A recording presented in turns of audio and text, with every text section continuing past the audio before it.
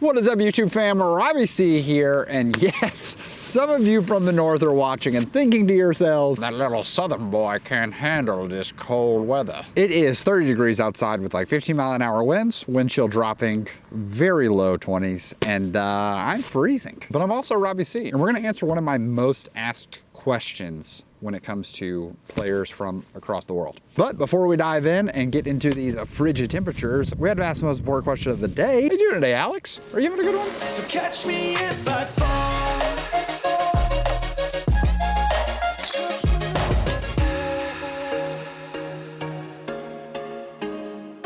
What is the most asked question that I receive on a regular basis? How far do you throw? Why don't you throw very far? Why do you feel qualified to teach? Have you always had that big of a receding hairline? While all perfectly valid questions, unfortunately, not the one we're trying to think of. Do you feel inferior being unathletic? Why do you get so close to the camera all the time? Would you ever consider getting on the Pro Tour? Why do you think you could ever get on the Pro Tour? Okay, turns out there are a lot of questions that people are asking. But I would say in terms of folks who are beginners or intermediate players trying to take that step into tournament play, the number one question I get asked is, of course, how do you play a course blind? Now, for those of you who are unfamiliar with what that means that you are playing a course for the first time, usually during a competitive event, but even if you're not playing during competitive events, you can still play a course blind. It's just simply playing the course without knowing really what's in front of you. Oftentimes when people play tournaments, there may not be tournaments that close to them, especially if their scene isn't super developed, and so they could end up playing a track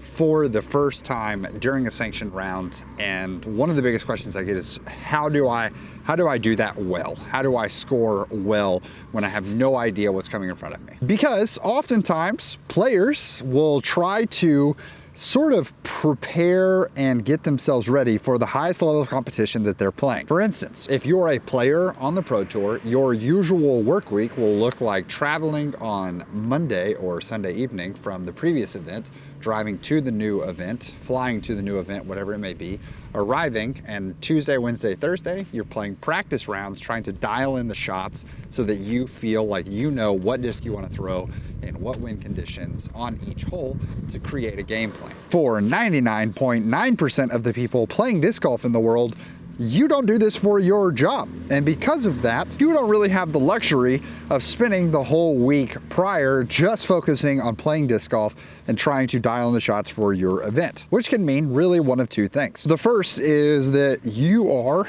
playing a local C tier or a quote smaller event. But I think that often we can sort of undervalue these events. Once again, we talk about you're playing the highest level of competition available to you. So for you, who isn't ever planning on playing on the Pro Tour, that C tier is still a very big deal for you. And I think that it's important to note that.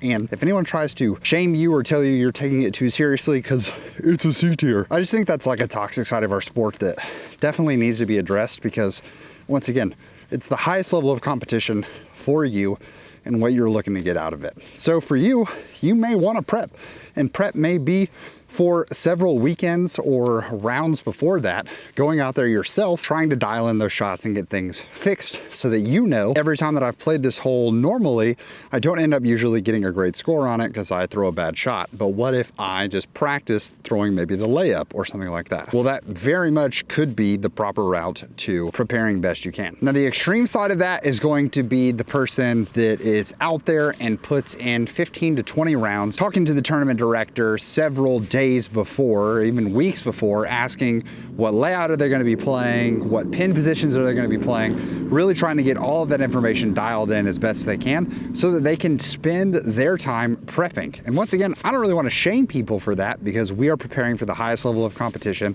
trying to get out of it as most we can. But as I said, there are people who are going to end up having to travel because maybe their local scene didn't prepare them enough, or they're going to play a course blind, and they want to know, are there tips and tricks that they should consider when it comes to playing a course blind that helps them really shine? Welcome to Magnolia Links. Magnolia Links is a course located in Gardendale, Alabama, and is one of my favorites here in town. I think that it is a very beginner-friendly course that also offers a good little bit of challenge, especially for your beginner to intermediate players, which can create some really cool scoring separation. I host an event for my Patreon community called Birdie Fam Takes Over Birmingham, and we play a 2-round tournament here every single year that serves as a great introduction for those who have never played a tournament before and want to test the waters of competitive play. Now, unfortunately, this course is in a really booming area. I'm not sure if that's like unfortunate. It's great that it's in a booming area. It just means that the original footprint that this course was put in on has slowly and slowly lost its ground and traction to other things. Hole 1 and 2, for instance, no longer exist because there are soccer fields that have been developed over to the right of them, and parents use holes 1 and 2's fairways as parking lots. So on Saturdays, especially if you're trying to play a tournament, those holes are just unavailable. Conversely, this is hole 18's basket, the one on the right, and you used to be able to throw not where this giant compound is, from the wood line back there, and then they built that where the building was a shed that got turned into a building, and then they put these batting cages, and then they put the fence. The compound has really taken over part of the course, and because of this, you can't go in there to get your discs, and so certain holes just had to be changed and modified and whatnot. Recently, they've gone through and added 4 new holes as well as 1 new pin position that sort of reclaims and combines 2 holes. So it's not very often that I get the opportunity to, inside of my hometown, experience holes for the first time, which is fantastic because, like I said, this is one of my most asked questions. How do you play a course blind and still try to score as best you can?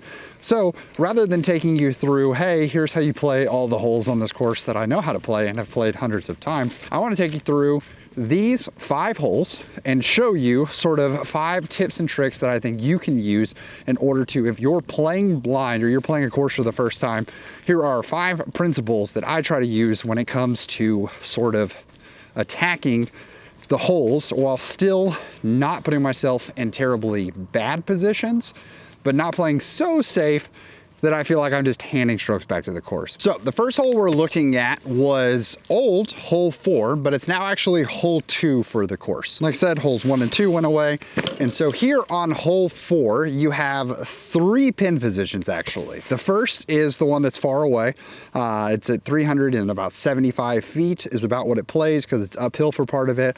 And then you have a shorter location where that giant orange pole is at 207 feet, but it probably plays closer to like 230 or 240, once again because of the uphill. And then the new pin position is actually hole 1's pin, or original hole 1's pin, which is across a gorge to our left. For Birdie Fam Takes Over Birmingham, if I'm allowed to move the basket, what I plan on doing is putting it in the C position, and we're actually gonna call it a par 4. To most, this could be considered a really soft par 4, but in order to make it a more difficult par 4, I'm gonna make the green an island green so that once you attempt to cross the gorge, which is all OB, you've got to stick it onto the island, and if not, you're heading to a drop zone. I'm starting with this hole because it's a modified version of a hole, and so I think when you're going to play blind, sometimes you're not playing entirely blind. So one of the best things you can do is try to gather information ahead of time. Now that information can come from a caddy book, that information can come from a friend, or that information can come from YouTube. One of the best parts about our sport is the fact that content creation is easier than ever. If you have a decent phone, there's probably a great camera attached to it. And so people have been making content, which is actually pretty amazing. And so often, if the content creators are smart, they'll tag the course and put the location in, so that if you are going to play a course blind, you can just do a quick YouTube search and you may find that course's disc golf course on YouTube. And it may be a smaller creator that you've never heard of that could be your new favorite creator, but also it just lets you sort of dial in and see shots ahead of time and know what to expect. So my first tip is to try to gather as much information as possible. And my second tip is truly never trust T signs. Y'all, there isn't like PDGA standards for installing courses. Your Parks and Rec department could have just said, hey, I heard disc golf can make some revenue for us, or hey, people requested a disc golf course. So a bunch of guys just get out and they slap in and throw in a disc golf course. They have no idea what they're supposed to be measuring. They may not even be disc golfers. They just know that boss made them put in a course. I'm gonna use the rangefinder to get accurate information while I'm here. I know, because I've gathered pre-information on the course, that sort of triple Mando looking object out in the distance, I know that it's directly across the way from the basket that we're trying to get to. So what I'm gonna do is, from the tee box, I'm gonna range find that little triple Mando looking thing, and I see that it is, with elevation change, 255 feet away from me. I'm gonna attack this from one of two angles. Let's say I've never thrown the shot before. I'm seeing that all the blue flags make this OB in the cavern. So I wanna make sure that I'm not throwing towards the cavern, and since I know I'm gonna be crossing and I trust my accuracy, I'm gonna step up and try to throw a forehand out wide and let it sort of fade out into the safe distance. Bada boom, bada bing. We've thrown it exactly where we want to throw. We've gotten basically right next to that marker. Mission accomplished. Now, if I wanted to be a little more aggressive, what I could do is, I know that I want to throw about a 250-foot shot, and I can just go wide hyzer out and around. The nice thing here, you can look at both options, and because I have the information of knowing that it's 250 feet where I'm trying to throw, if I know my discs, which is another important part, and we'll talk about that in a second, knowing your discs and what they do, which I don't necessarily because this A5 is pretty new to the bag, but I'm pretty sure that I can get it. I'm gonna throw an extra wide line, so I'm gonna need to throw it like 275, 280. Okay. And that lets me know, because the last about 18 times that I've tried to throw it around that tree, I've thrown it straight into those branches. That line is getting worse and worse by the day, by the year, by the month. And I just think if you're trying to park it, that's just not available. So we got tagged up by that tree, and that leaves us short, which now looking, if you look through the nice wooded area, you might see next to the road, oh, a nice orange pole. That is the pin position that we're going for. So being short is not very good. That means that I'm gonna have to go super wide with a hyzer and hope that it crashes back in while not pushing too far, because there is OB behind the basket. So what I'm learning here is that being short is not good. So rather than trying to be a big boy and throw a putter on this shot, maybe if I want to go the wide route, I step up to a mid-range so that I know I can push that extra distance, because I think it's better to be long than it is to be short. This is information that I can now use to justify the next shot. If I want to throw the aggressive backhand, and the safer aggressive backhand, I guess I should say, the aggressive backhand will be right up the gut, then I can make the adjustment of stepping up to a mid-range. Now, continuing with that vibe of, okay, we'd rather be short than long, I'm still just a hair short of the obstacle that we were trying to get to. So I think it's okay for me to put even a little more on this pig and try to send it straight. But I do have a nice wide open look. You can see that if I was 20 feet shorter, I'd be off screen, but I would still have these things in my way, which is not great. So now I would once again pull my rangefinder out, which I did before we started recording, and realize that I'm about 108 feet away from the basket over here. So I've got a couple options. I can throw a nice, if I have a really long jump putt, I can throw that. But what for me, I'm just gonna go a nice easy range to try to throw it on a nice simple hyzer out and around into the area. For me on the tournament, I'm gonna make the island about the size of the circle. So it's gotta be a pretty precise shot that I'm trying to throw here. So I wanna make sure that I put this on hyzer and let it just fade into the basket. There, I left it somewhat short because often I'm looking at that road that's behind it and I'm like a little worried about going too long with it. Short is not great here once again, so I'm gonna throw another shot just to feel better and see there that I can put a little more on it, especially if I were to keep it low. I can really hang this out here because it's gonna drop and crash into that hill. These are all three inside the circle, allowing me to have the opportunity to putt up for the birdie. Once again, gathering information and not trusting tee signs can be extremely helpful. If you don't have a rangefinder, at that point, the gathering the information becomes a little more difficult, obviously, and that's where I'm starting to look at the people who are local on my card, and they don't have to answer, but you can certainly ask questions. Even what I would do is before the round, I would say, hey, I'm playing this course blind. Do you guys mind if I ask questions throughout the day about distances? I'm just trying to get some help. The disc golf community is usually pretty kind. I personally have never encountered a card where the answer to that question has been no, but for the sake of trying to get the most information possible, that's really the best we can do. All right, so here we are, hole 9 on the new layout. This is the first of 3 absolutely brand new holes. The other 2 are modified versions of holes that we already know and have some familiarity with. Now, the best part here is that there aren't temporary tee signs yet, so I have absolutely actually no idea how far this hole is. So the first tip of gathering information, can be somewhat difficult. You're gonna see tip number 3, but I'm gonna talk about tip number 2, which is the best thing you can do if you know that you're playing a course blind is to spend time before, since you won't have time to play the course necessarily, spend time learning what your discs do. So I'm down here in the middle of the fairway and I can see that this tree right here is my breaking point. I'm trying to move past this tree, and then after that, it's just an absolute dead hallway corridor that is about 6 feet wide at its widest point, and then close to the basket it's going to certainly narrow up and get a lot closer. So I have to think about the shot shape that's being asked here. There are 2 really options. The first would be sort of a flex forehand with something overstable, because I'm going to need it to fight as a right-handed player. I'm going to need it to fight left pretty aggressively, but I don't need it to push all the way left. I need it to push straight once it breaks that corner. The problem with that is actually going to be this clump of trees right here.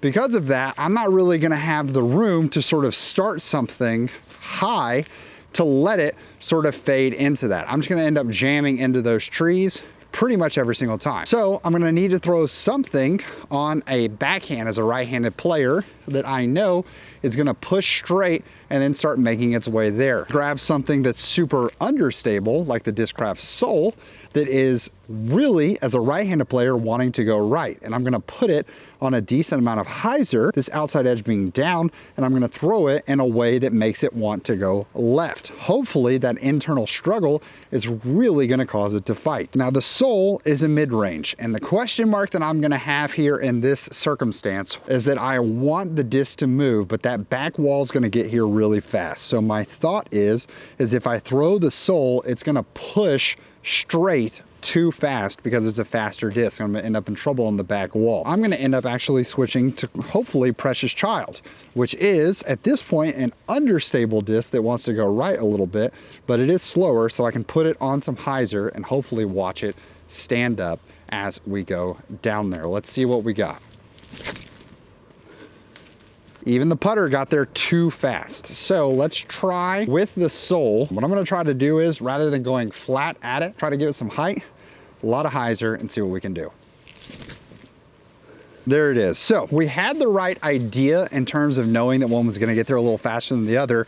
We had the shot shapes that we were looking for. It's just being new to the hole, you have to adjust and you have to learn. So I teased it on the last one, but we're gathering information as best we can. We want to know what our discs do. And the third piece is to not be afraid to walk up the fairway a little bit. You want to go down and get a look at the fairway, sort of look at the basket, look where the tee box is, and make some adjustments, gather some information. If you're at the top of the box, obviously you need to operate within your 30 seconds. You can't spend too much time down there because technically when everyone arrives on the tee box, it's going to be on you to use some of your time to get up there. I have found a lot of times if you are letting people once again know at the beginning of the round, hey, I'm not as familiar with the course, I'm gonna take a quick look up the fairway. If it's something curved like this, where you're throwing to a blind shot per se. If it's wide open, obviously you don't really need to walk down the fairway, but you can if you want. That is the key here. We have another one here that is a hole that sort of breaks off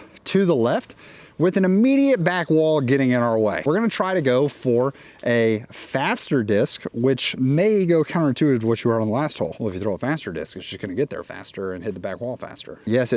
But the faster discs also have a sort of wider rim to them, and I'm hoping that if I can put that wider rim down on the ground, I'm actually gonna be able to skip it. I'm actually, now that I think about that, I think I'm not gonna go with the Cicada here. I think I'm gonna jump over to the Trail, just a 10 speed, has a little bit faster of a rim.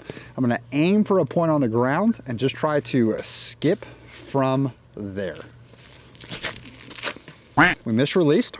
This is the negative of cold hands. So we early released it again, but I could see once it got up and flared, there's actually a decent amount of room. So we just can't early release it into these trees. We seem to be chilling just fine. So our fourth tip, and an important one, that you don't always have to get to the basket. You don't always have to get all the way there, especially if you're playing par threes. This is a course that generally has a lot of birdies on it. If I'm playing MPO and we're playing this course, I'm expecting if I am shooting anything less than 10 down on average per round, I'm not gonna podium, much less am I gonna win. Something that is going to carry with me, whether I'm playing a course for the first time or I'm playing a course for the 1000th time, is my ability to throw shots other than the tee shot. If I'm thinking to myself that I have to get to the basket every single time, I'm going to end up in some really sketchy scenarios. If I tried to throw a bigger version of the skip shot that we threw on the last hole, I would land it hopefully right in that opening and watch it flare out to the left. There's mess to the left, that could go very terribly. Whereas if I try to just a little bit of hyzer, push into this back line, it went super straight the whole way, and I think I'm in like what feels like the thickest part of the bad stuff of this hole. But I bet that I'm still somewhat pin high. So what if I embrace the method of the first hole and I just take something that's a little more neutral to understable and just try to put it on a little more hyzer. Boom, I hit that tree, but we're gonna see. So there's your two options that I can use to try to read. This one hit an early tree, so I know, lessons learned for next time. I could go a little more hyzer or a little more, let's say, stable. I could even go a faster disc and let it kind of push for me and get over. Similar to what we did with that sole, but that's a par. Our fifth and final tip, and I think this is probably the most important one, especially for the hyper competitive folks out there. And that is something that we've talked about a long time on the Robbie C channel, especially when playing courses blind. You need to be okay with par. Oftentimes trying to press the gas too hard, especially when we're playing blind, you're going to end up in some scenarios that are just the absolute worst place to be. That you have no idea how you're supposed to get out of there. And if you've played the course before, you would know, don't land in this area. But you don't have that luxury because you are playing the course blind, which means that you not only don't know the great spots to land, but you don't know the terrible spots to land either. This is the last hole of the course, and it combines two sort of holes that exist already. Hole 5 originally, which is now hole 1, is just 308 feet, and it carries dead straight on a flat plane. Where we currently stand is about 28 feet away from where old hole 6's basket used to be. That's where this tee pad is. So looking at this, we have a headwind coming right at us, and the corner of the fence is actually a mando that you have to throw left of, which means that I'm trying to throw a forehand sort of out and around and then let it push. The tricky parts here are that I have to clear the mando, but I also am trying to get 160 feet that way. So we're gonna grab our Lumineers Raider. We're going to look at the headwind facing in front of us, and we are going to try to throw one out there and see if we can't hit the shot perfectly. But worst case scenario, I'm gonna push it straight and hope that, hey, let's just go ahead and land out in the open space. We made the mando, we pushed right, and if I had to guess, I think that we pushed too straight, but that was our miss, because we knew that we're gonna be okay with it. We're playing the course blind, so I'd rather push into what I think is the good miss rather than trying to go too high and letting it stall backwards, letting it do all sorts of things that put me in bad scenarios. Okay, did we push too straight? Sure, by about 1, 2, 3, 4. Yeah, by about 15 feet, we pushed too far this direction. We're just outside the circle, which means that the next time we can maybe go a little more overstable, we can maybe go a little more height, but we've given ourselves the opportunity to make a 37 footer in this crosswind. The flags are going crazy over there. It's a tailwind, brother. You knew that was gonna drop the moment it left your hands. So what I think is important and worth noting is that you kind of notice throughout the video that often I would say, hey, if you're playing a 2-round tournament, especially blind, you can make those adjustments. This is what we would change next time. This is what we would change next time. Oftentimes when you're playing blind, you're not gonna throw the perfect shot. You're not gonna execute it exactly how you wanted it to. And I hope that these would be 5 things that you can do and embrace and sort of use the next time you go play a course blind. But if obviously there are tips that I didn't use, so I would love to know if you experienced travelers out there, you experienced tournament goers, what are some tips that you use when playing a course blind? I hope this video was helpful, and I hope that you have an amazing rest of your day and you can make it fantastic for someone else too. Thank you so much for watching. But for now, we're gonna leave you with the birdie.